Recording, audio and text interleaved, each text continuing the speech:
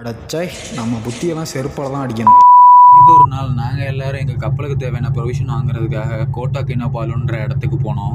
இந்த கோட்டா கினபாலுன்ற இடத்துல provision supply அப்புறம் க்ரூஸ் சப்ளை எல்லாத்துக்குமே இந்த ஸ்பீட் போட்டை தான் யூஸ் பண்ணுறாங்க. இந்த போட்டில் போகிறதே ஒரு தனி ஃபீலாக இருக்கும். காரணம் என்னன்னா ஸ்பீடு பங்கமாக இருக்கும். ஒரு த்ராட்டில் தான் கரையே வந்துடும். வந்ததும் சூப்பர் மார்க்கெட்டுக்கு போய்கிட்டோம். முதல்ல ஷிப்புக்கு தேவையான Milo, milk, bread, cream, jam எல்லாம் வாங்கிக்கிட்டு அங்கே இருக்கிற நைட் மார்க்கெட்டுக்கு போயிட்டோம். அங்கே தான் அந்த சம்பவம் நடந்துச்சு. சூப்பர் மார்க்கெட்டில் இருக்கிறத விட இங்கே பழம், காய்கறி, ஃபிஷ், மீட் எல்லாமே சீப்பாக கிடைக்கும். இதுலேயே எல்லா பொருளையும் வாங்கி ஸ்டாண்ட் பையில் வச்சாச்சு. அங்கே இருக்கிற சின்ன குழந்தைங்க எல்லாம் வந்து ஏதோ கேட்டுட்டு இருந்துச்சு. நமக்கு மலாய் தெரியாது, அதுங்களுக்கு இங்கிலீஷ் தெரியாது. நான் என்ன நினச்சிட்டேன், ஊர்லாம் பஸ் ஸ்டாண்டு, மார்க்கெட்டு இந்த மாதிரி இடத்துல சின்ன குழந்தைங்க வந்து என்ன கேட்கும், காசு இருந்தால் தாங்க, சாப்பிட இருந்தால் தாங்க, அப்படி தானே கேட்கும். அந்த மாதிரி நான் நினச்சிட்டு போங்க போங்க அப்படின்னு சொல்லிட்டேன். என் கூட வந்த இந்தோனேஷியன் குரூ தான் சொன்னார், உங்கள் பிச்சை கேட்கல, உதவி பண்ணட்டுமான்னு கேட்குறாங்க. உடஞ்சி போச்சு, தப்பாக நினச்சிட்டோமாடா அப்படின்னு. இருக்கிற எல்லா குழந்தைகளுமே ஏதோ ஒரு வேலையை பண்ணிட்டு இருக்குங்க. அன்றாட தேவைக்காகவே நம்ம ஒரு மாதிரி பிச்சை எடுக்கல.